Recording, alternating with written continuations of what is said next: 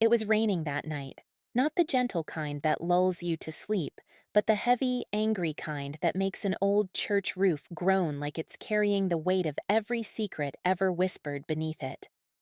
I was alone, locking up the votive candles, when the heavy oak door creaked open. A man stepped inside, water pooling at his feet, and asked if he could confess his sins. I told him I was Sister Anne, not a priest, but he said God would understand the difference even if he didn't. So I led him to the small counseling room off the nave, the one with the wooden screen between two chairs, and I sat in the dim light. Within 5 minutes, I realized I was looking through that lattice at the face everyone in our town had been terrified of for 8 long months. I had no weapon. The doors were 30 feet behind him, and he was between me and them.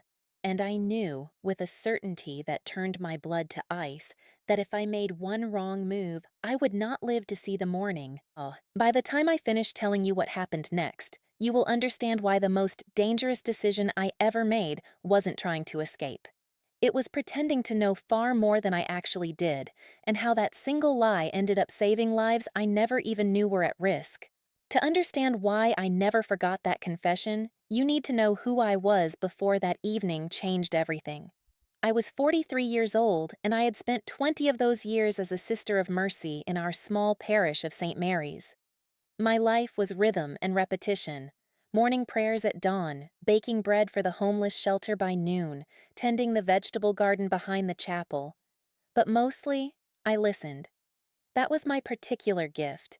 I could sit with people in their darkest moments and bear witness to their pain without flinching. I believed with every fiber of my being that people were fundamentally good, or at least capable of goodness. I had to believe it. But that autumn, the town of Millbrook had forgotten what goodness looked like. Women were disappearing, 3 so far, all young, all taken from parking lots or walking home from work. The police had no leads, only shadows and speculation. Parents stopped letting their daughters walk to the bus stop alone. Shopkeepers checked their locks 3 times. Fear had become a fifth season, cold and endless. I prayed for the victims every night. I held the hands of their mothers when they came to weep in the pews. I never, not once, imagined I would be praying for my own survival while staring evil directly in the eye. He came at 7:30. I remember because I had just blown out the last candle near the statue of Mary and the clock was chiming the half hour. The wind carried him in, a tall man, gray coat soaked through, hands shaking.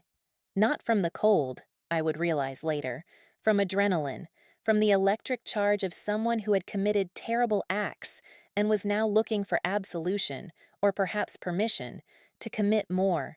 He said to call him Daniel. He spoke softly, almost whispering, asking if someone could hear his confession. I explained that Father Thomas had gone to the hospital to visit Mrs. Gable and that I was alone. Sister, he said, and his voice had this terrible flatness to it. I need to tell someone what I've done before I do it again. That sentence, that horrible, slippery sentence. I should have run then. I should have bolted for the sacristy door. But something in his eyes, a desperation mixed with a predatory hunger, rooted me to the spot. I led him to the confessional, not the sacramental booth with the purple curtain, but the quiet room we used for counseling. I thought I was offering comfort. I didn't know I was walking into a psychological cage and that I was about to become both the prisoner and the warden. At first, he spoke of small things, anger at his boss, a fight with his brother, but then the details sharpened and they cut. He mentioned a woman he had helped who hadn't appreciated his assistance.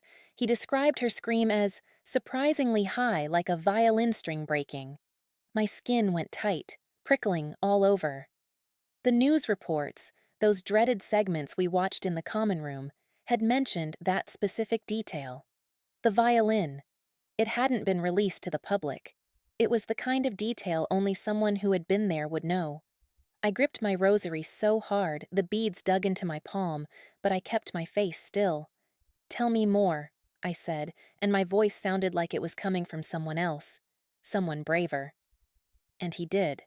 He spoke of the riverbank, of a blue coat, of a silver locket he kept in his pocket to remember them by. I had seen that locket on a missing poster that very morning. It belonged to Sarah Jennings, the third victim, the one they'd found only 2 weeks ago. My heart was hammering so loud I was sure he could hear it thrumming against my ribs. He stopped talking. The silence stretched between us like a wire. "You look upset, sister," he said. "Are you afraid of me?" I looked at his hands then. He was wearing leather gloves despite being indoors and the room being warm, but at his left wrist I saw it, a scar, a curved white scar shaped like a crescent moon. The police sketch from the evening news, updated just yesterday based on a gas station attendant's memory, had mentioned that exact scar, visible when the suspect reached for change. I was sitting 3 feet from a man who had murdered 3 women, and he knew I knew. I saw it in the way his shoulders tightened beneath that wet coat, the way his head tilted to the side like a dog hearing a whistle only it could detect. The air in the room changed. It became heavy, charged. I was no longer a nun offering counsel. I was prey, and he was deciding whether to pounce. Panic screamed in my chest. Run, scream, fight, claw at his eyes. But outside that room, the church was empty, dark, silent. If I ran, he would catch me before I reached the door. If I screamed, who would hear? The neighbors were 3 blocks away, and the storm was raging. And worse, if he escaped into that rain, he would kill again. I could see it in him, this unraveling thread. He was looking for a reason to stop, or a reason to continue. I was the fulcrum on which that decision would balance. So I made a choice that defied every survival instinct God had planted in my DNA. I decided to bluff. I decided to pretend I had been expecting him, that this meeting wasn't accidental. "Daniel," I said, my voice barely trembling, "I've been expecting you.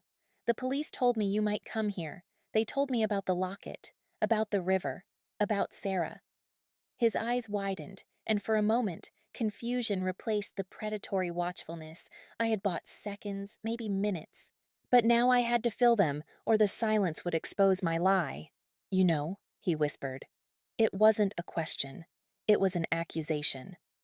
"I know more than you think," I replied, praying he couldn't hear my knees knocking together beneath my habit. "I know about the others, too, and I know you want to stop." He leaned forward, and I could smell the rain on him, and something else, something metallic. "If you know so much, sister," he said, his voice dropping to a dangerous whisper, "tell me why I do it." This was the test. If I failed, if I stammered or looked away, the game was over. I thought of the victims' faces from the newspapers, their young smiles frozen in time. "Because you're looking for someone who truly sees you," I said, "and you think if you make them afraid enough, they'll finally look deeply into your soul." His breath hitched. I was close. "But I'm looking now," I continued, forcing my eyes to hold his.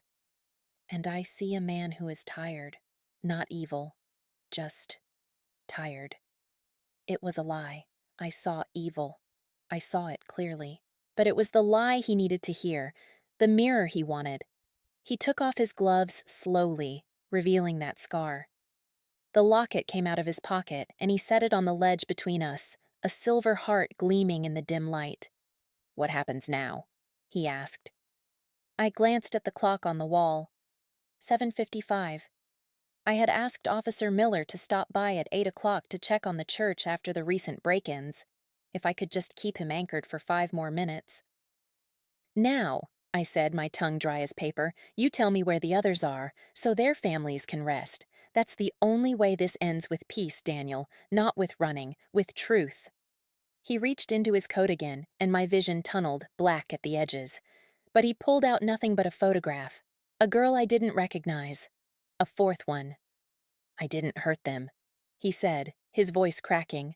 "I saved them from this world." Classic delusion. But then, a sound. The side door opening. Footsteps. Heavy boots on the stone floor. Daniel heard it too. His face changed, shifting from vulnerability to feral alertness in an instant. "You called someone," he hissed, standing up. "No," I lied, my voice rising. "It's just Father Thomas. He's old. He forgets his keys. He's always forgetting. Daniel stood up. He was going to run. Or worse, he was going to take me with him or silence me. I had to make the final play, the one that would either save us or end us. If you leave now, I said quickly, standing up myself, blocking the door with my body even though he could have snapped me in two. You prove I was wrong about you. You prove you're just a coward who hurts women because he's afraid of real confrontation. But if you stay, if you face what comes next, I'll walk out there with you. I'll tell them you're ready to cooperate. I'll stay with you through all of it. I promise. He hovered between flight and fight, his muscles twitching. The footsteps came closer. Why would you do that? He asked. Because, I said, and this time my voice was strong because I believed the next words with a sudden, blinding clarity. Someone has to show you that mercy isn't weakness, but mercy requires honesty. You have to tell them everything, right now. The door to the counseling room opened. Officer Miller stood there, hand on his holster, eyes taking in the scene. Me, calm but rigid as stone. Daniel, trapped in the corner, the locket and the photograph on the ledge. Sister Anne, Miller said, everything all right? Daniel looked at me, really looked, and I saw the moment he understood he had been caught not by force, but by a trap of his own making. This man has something to tell you, officer, I said, stepping aside. About Sarah. About the others. He's been waiting to tell the truth. Daniel crumbled. Not physically, but something inside him snapped like a dry branch. He sat down heavily on the chair and put his hands on his head. Miller moved in, cautious but controlled. The locket was bagged as evidence. Daniel didn't resist. As they led him out into the rain, he looked back at me. You didn't know, he said. About the police. You were bluffing. I didn't answer. I didn't need to. They found the bodies of the other two women within the week, buried near the riverbank exactly where he told them. The town breathed again, slowly, like a patient waking from surgery. I testified at the trial, not with triumph, but with a heavy heart. Justice was served, but the cost, those lives, those families, could never be repaid. I received letters from the victims' parents. Some thanked me. Some asked how I could sit so close to him without screaming, without crying out. I didn't have a good answer then. I still don't. I still wake up some nights with my heart racing, checking the shadows of my small room. Fear doesn't disappear just because danger has passed. It lingers, a ghost tapping at the window. But so does something else. An understanding that courage isn't the absence of fear. It's the choice to stay present when every nerve in your body is screaming at you to disappear. I learned that evil doesn't always look like a monster in the dark. Sometimes it looks like a tired man in a gray coat, looking for someone to stop him. And I learned that the most powerful weapon isn't a gun or a blade. It's the truth, spoken calmly, even when your hands are shaking. Evil isn't defeated by hatred. Hatred only feeds it, gives it energy, makes it stronger. It's defeated by ordinary people choosing to see clearly, to listen carefully, and to protect one another, even when the cost is their own safety. It's defeated by wisdom, by patience, and by the refusal to look away. I want you to think about this. Do you believe you could have stayed calm in that room? Could you have kept your voice steady while staring into the eyes of someone who had taken so much? Let me know in the comments. And if this story kept you on the edge of your seat until the very end, please share it. Help me remind people that bravery comes in quiet forms and that sometimes the most dangerous thing you can do is also the most necessary.